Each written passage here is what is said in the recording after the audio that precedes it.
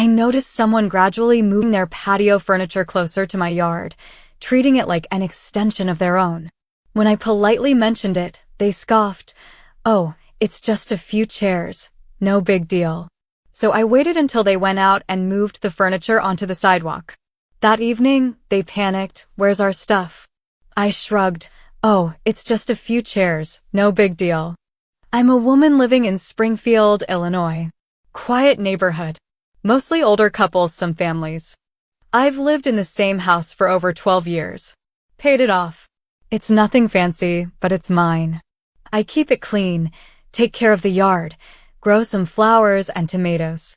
I like my privacy and I mind my own business. A year ago, new people moved into the house right next to mine. Not a rental, bought it. That matters here. Mark and Lisa, married couple, early 30s maybe. They seemed nice enough at first. Smiled, waved, the usual. I even brought them cookies when they moved in. I like to be a good neighbor. Not trying to be friends, but friendly. Everything was fine for the first few weeks. They had a small patio set up in their backyard. A table, a few chairs, an umbrella. You know, basic stuff. We share a chain link fence between our backyards. It's about waist high. Nothing fancy. Clearly marks the boundary. Then I noticed one of their chairs was right up against the fence. No big deal. A few days later, the whole table was closer. Then another chair. Then the umbrella. Over the span of a few weeks, they had moved their entire patio setup right up against my fence, and some of it actually crossed the line, clearly on my side. At first, I thought maybe they didn't realize. So I gave it time. Then I saw Lisa hanging out there. In one of the chairs that was 100% in my yard. Just chilling like it was normal. So I walked over and said, casually, "Hey Lisa, I think some of your patio furniture's ended up in my yard." She barely looked up from her phone and said, "Oh, it's just a few chairs." No big deal. Okay. That's when I knew this wasn't going to be easy. I didn't want to argue. So I said, "Well, it's my property, so I'd appreciate if you could move them back to your side." She gave me a look. You know the kind. Like I was being difficult. Like I was the problem. "Sure," she said. "I'll talk to Mark." Spoiler, nothing happened. A week went by. Then 2. The furniture didn't move. In fact, they started adding more stuff. A little cooler. A side table. One of those stupid little solar lights stuck into the ground on my side. I caught Mark out there once. Same tone. "We're just trying to enjoy the space," he said. "It's not like we're doing anything wrong." I reminded him, nicely, that it was my property. He shrugged and said, "It's just a couple feet." Okay, now I'm pissed. I didn't want to escalate this. But clearly, they weren't going to stop. So I started taking photos. Every day. Same time. Just to show how their stuff was creeping more and more into my yard. I printed the property lines from the assessor's office. I highlighted the fence. I got everything lined up. Still, I said nothing for a while. I waited. I watched them throw little barbecues, host friends, drink beers, while literally sitting in furniture that was now sitting on my grass. Not theirs. Mine. I could see the leg of their umbrella sticking out over my tomato plants. They knew. Oh, they knew. So one Saturday afternoon, I saw them pack up and leave. Probably headed to a farmer's market or brewery. That's their thing. So I called my brother. He's the only person I trust to not ask a million questions. He came over with his truck, and we moved every single piece of their patio furniture. Not back into their yard. Onto the sidewalk in front of their house. Table, chairs, umbrella, cooler, everything. Right by the curb. Out of the way of pedestrians. Just there. Then we went inside and watched TV. Around 6 p.m., I hear a commotion outside. Voices. High-pitched confusion. Lisa screaming, "Where's our stuff?" I waited. A knock came to my door. I opened it. Mark and Lisa were standing there. Lisa looked furious. Mark had that tight-lipped guy face. Trying to look calm but failing. Lisa says, "Did you move our patio set?" I looked at her. I looked at Mark. I said, "Oh, it's just a few chairs. No big deal." Dead silence. She says, "You had no right." I cut her off. "I asked you nicely. More than once. You ignored me. You acted like it didn't matter. So I treated it like it didn't matter either." Mark tried to speak, but I stepped back and said, "If you want to talk boundaries, I have photos and property maps ready to go. Otherwise, I suggest you enjoy your furniture from your own yard, not mine." I shut the door. They didn't say a word. Next day, the furniture was gone from the sidewalk. Back in their yard, but this time, far from the fence. Maybe they were embarrassed.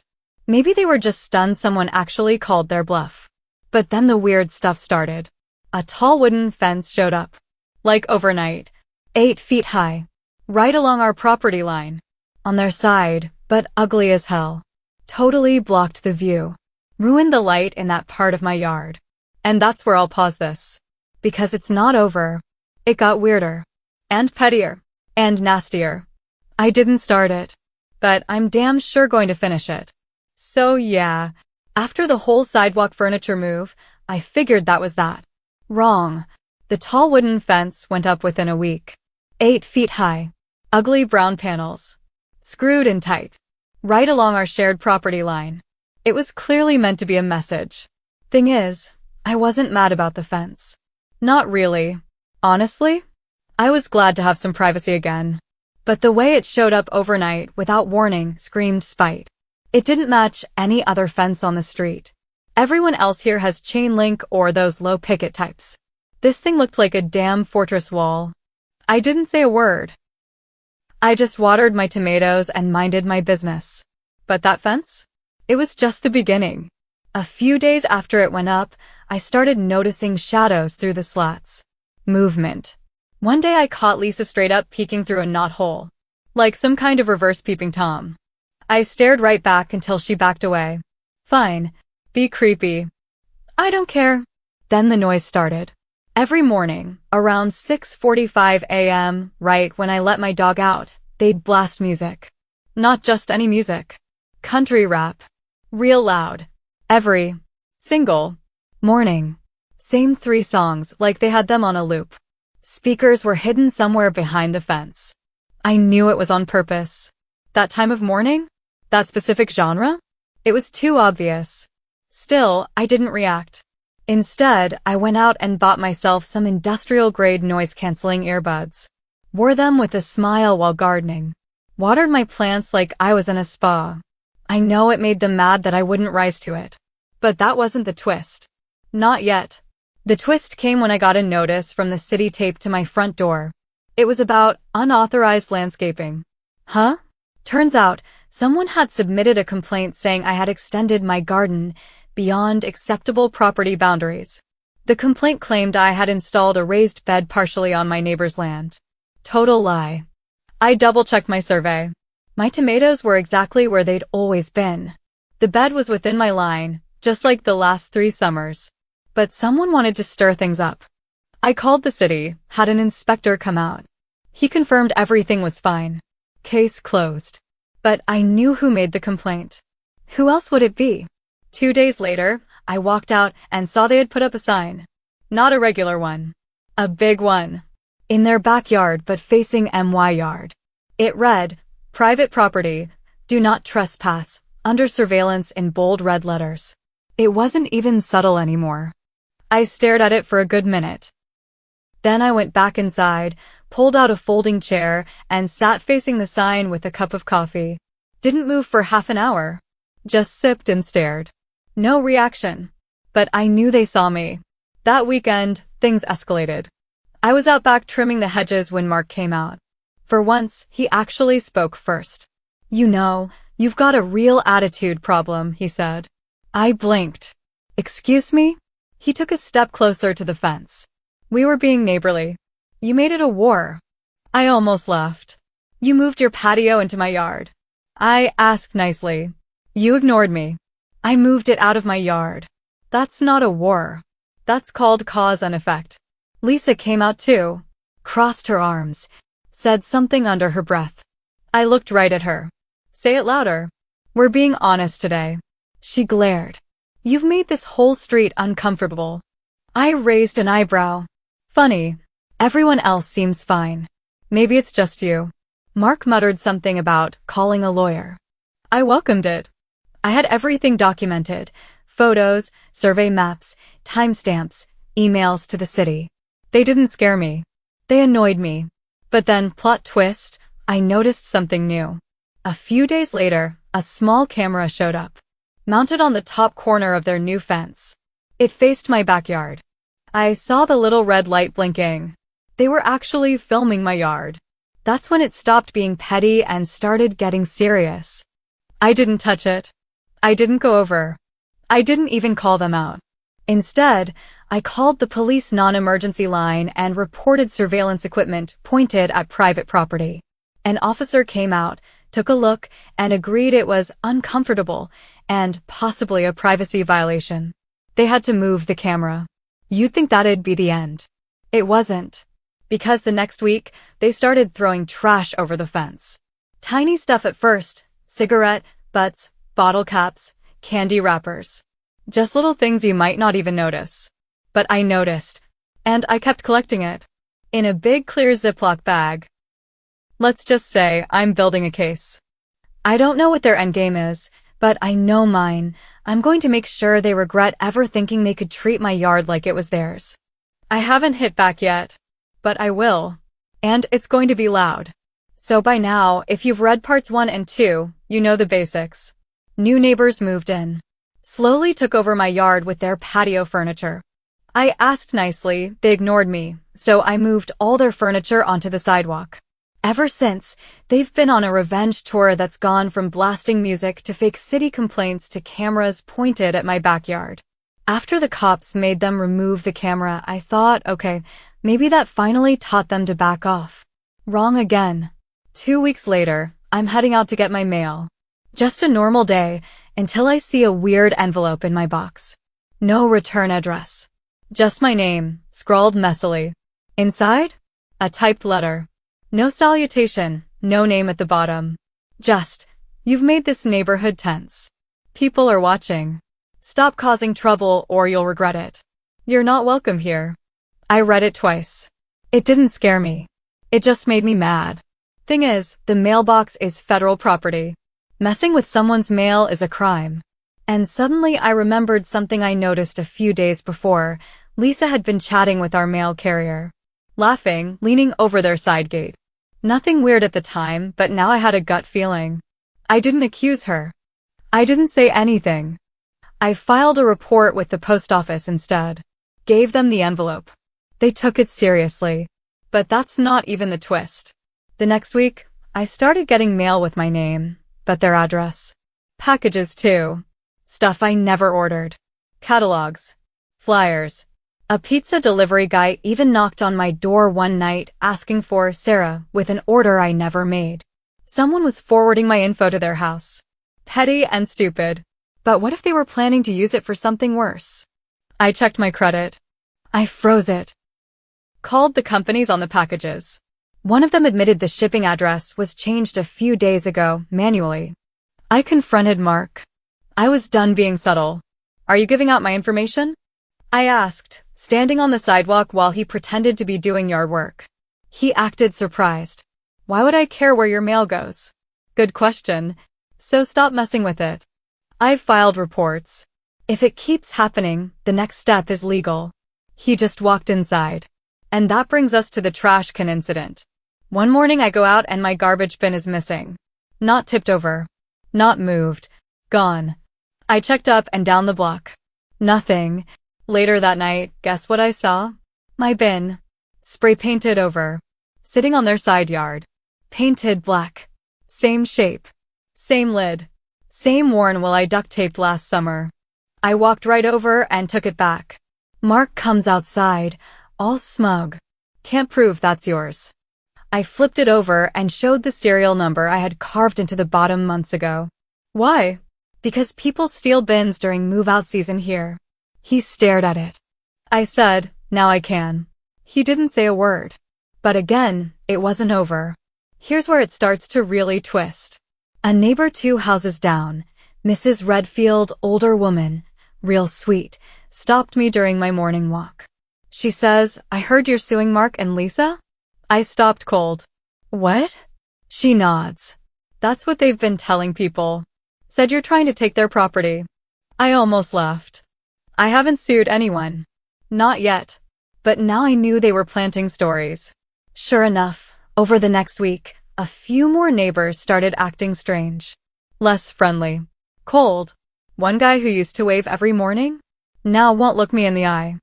I'm being socially iced out in my own neighborhood. So what did I do?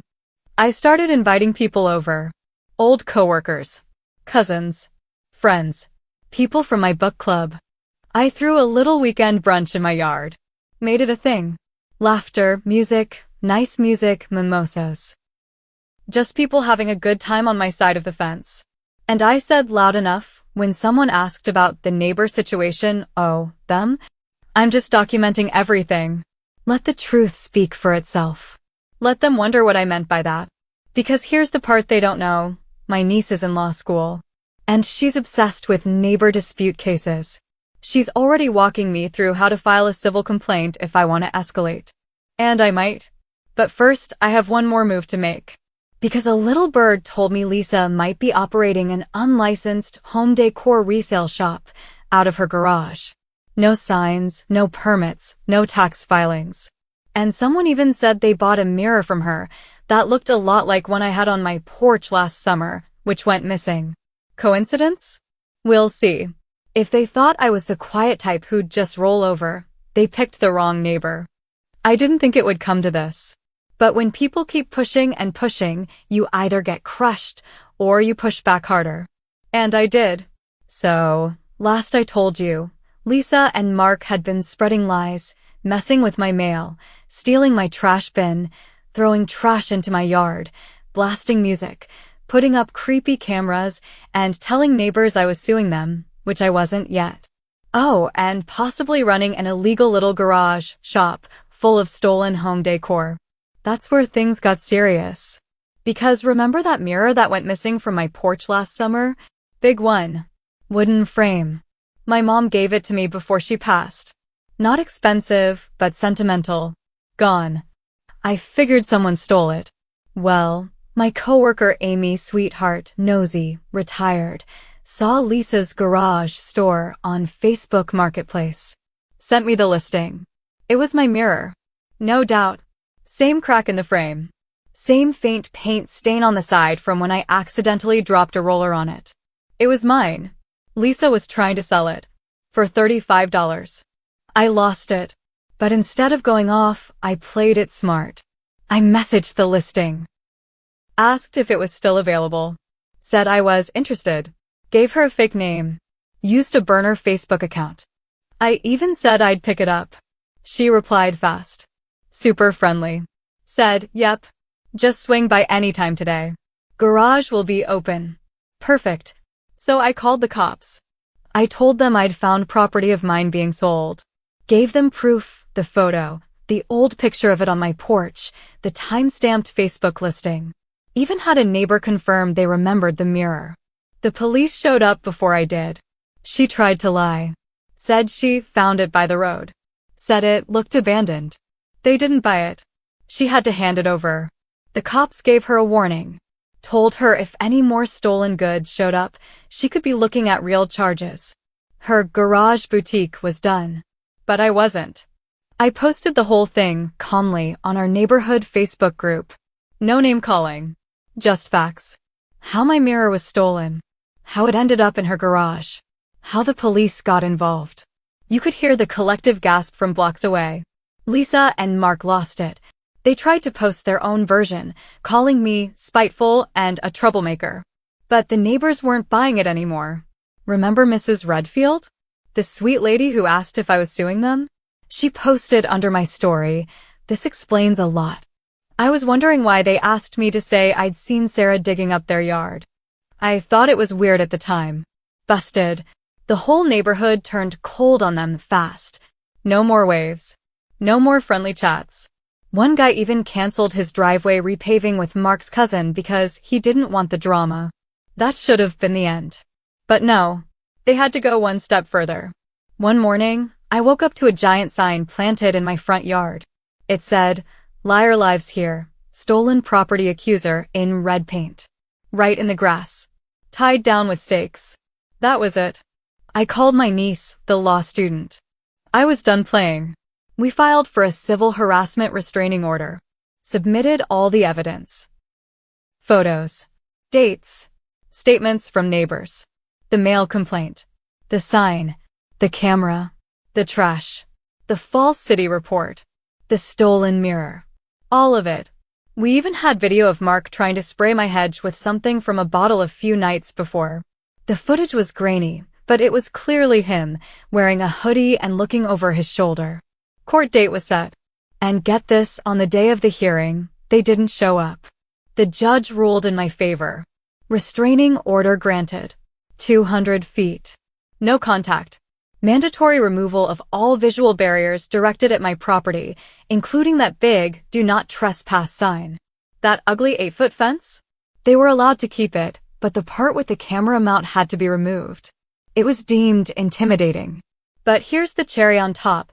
The court also opened the door for property damage compensation. I sued them for the destroyed garden area, the trash cleanup, and emotional stress. Small claims court. I wasn't asking for much, just enough to make a point. I won $2,800.